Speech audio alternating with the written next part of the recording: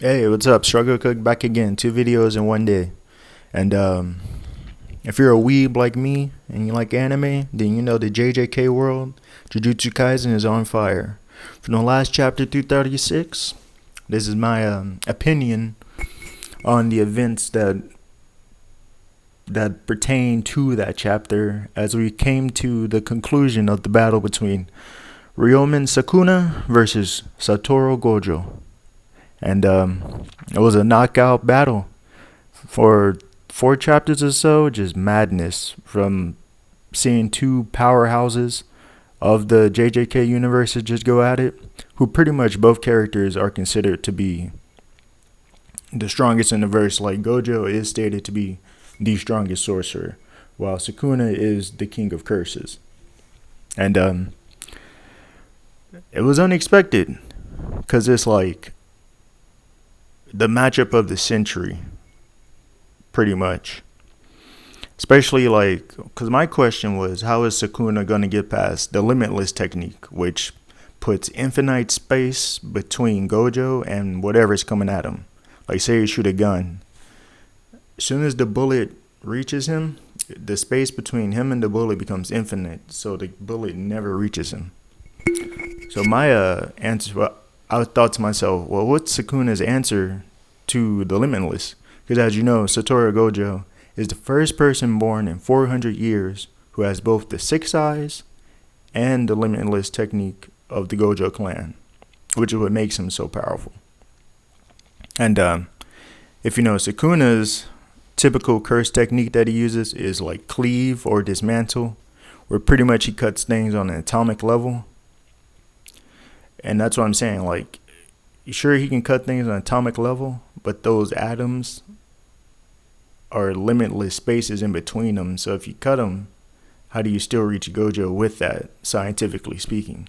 Because, yeah, you cut the atom, but if it explodes like a nuke, it still would put infinite space between him and the explosion.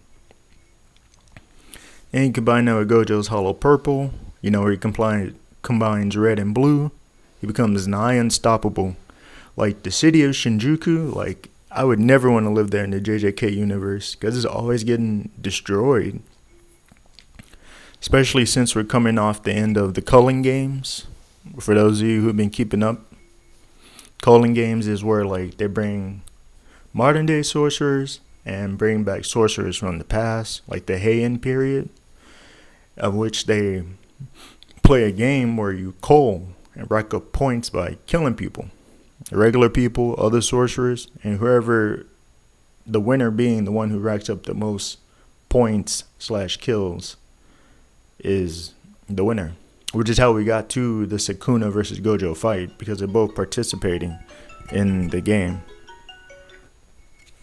Sorry about that. A bunch of insurance people have been calling me, and once you say, hey, I need health insurance, they blow your phone up all day, every day. It's fucking stupid. I'm like, stop calling me. I get it. I know. But yeah. But it's a pretty good fight. Pretty good art style. The mangaka for Jujutsu Kaisen, his name is Gege, and he's actually gone on record for saying that he hates the character of Satoru Gojo because he made him too strong. And because his techniques are like how do you get past that?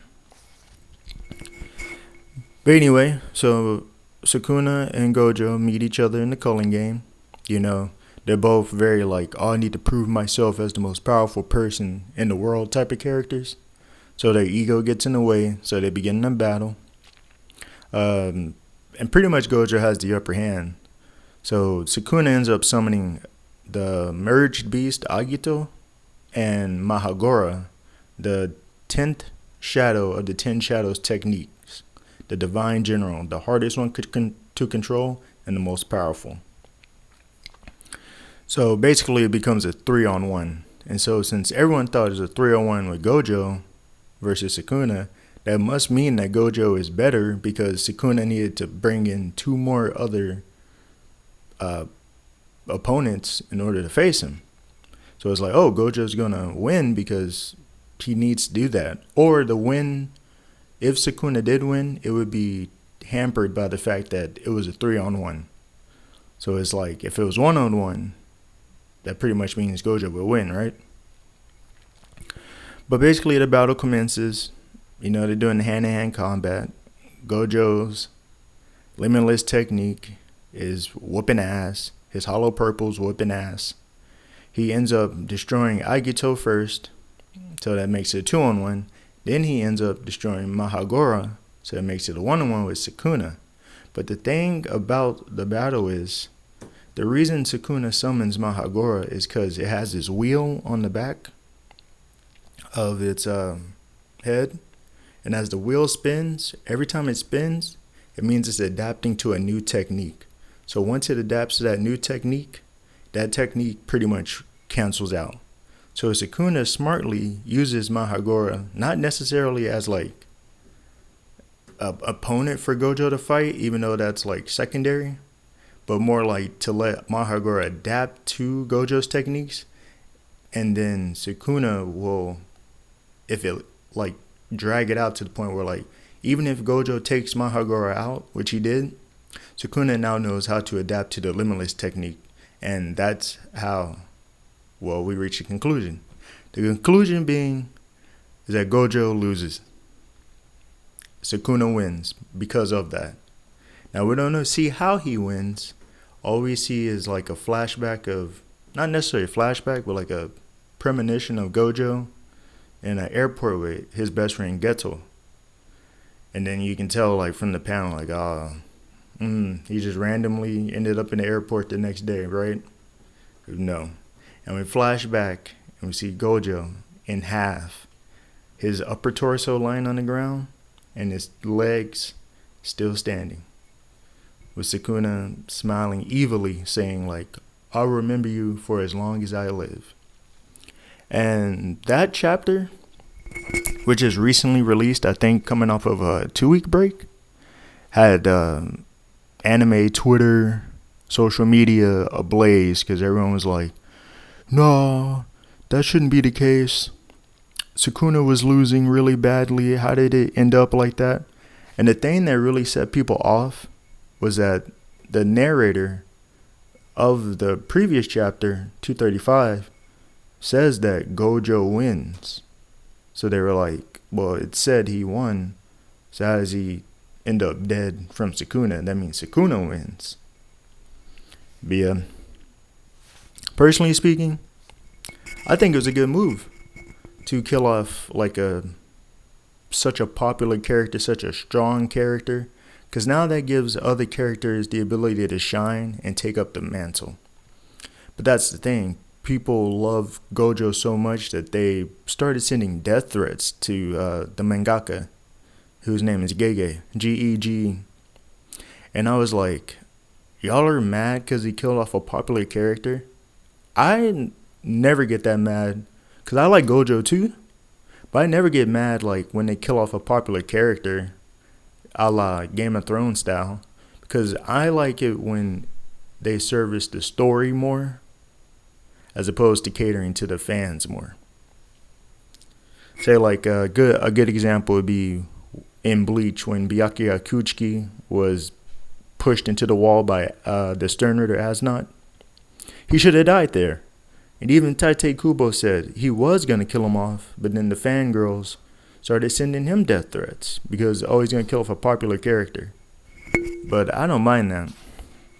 Like, yeah, I may love a character, but if it services the story more to kill them, then I'm fine with that, even if I really do love the character. Because I'm more of a story person as opposed to like a character person. Like, I just don't want to see just a bunch of scenes of this character doing stuff. I want to see a progression of an actual story, which is what happened in this last chapter of JJK. Gojo needed to die so that his students can take up the mantle and defeat Sukuna. That way, giving Gojo his wish to push people forward and make them more powerful. And the best way to do that in the mangaka's eyes was to kill off Gojo, which would be, I'm sure, motivation for Gojo students to get stronger to therefore defeat Sukuna, while also saving Megumi's soul, which is the body Sukuna is inhabiting. So that's what I mean. Like that sounds like good story motivation to me.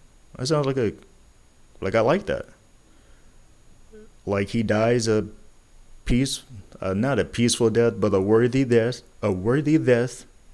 Sorry.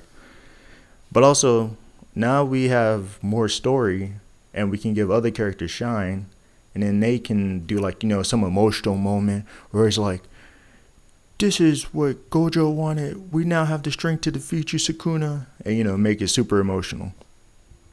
But yeah, and yeah, that's my opinion on the newest JJK chapter.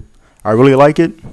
I don't mind the death of Gojo, even though I do like him as a character. Good fights, good personality. But as long as it services the story, I don't mind it. And I don't see why everyone's in a tiffy about it. Like, relax. Just go rewatch some of Gojo's fights and you'll get the same feeling back. It's on YouTube. Like, it's there forever. Relax. Alright, see ya.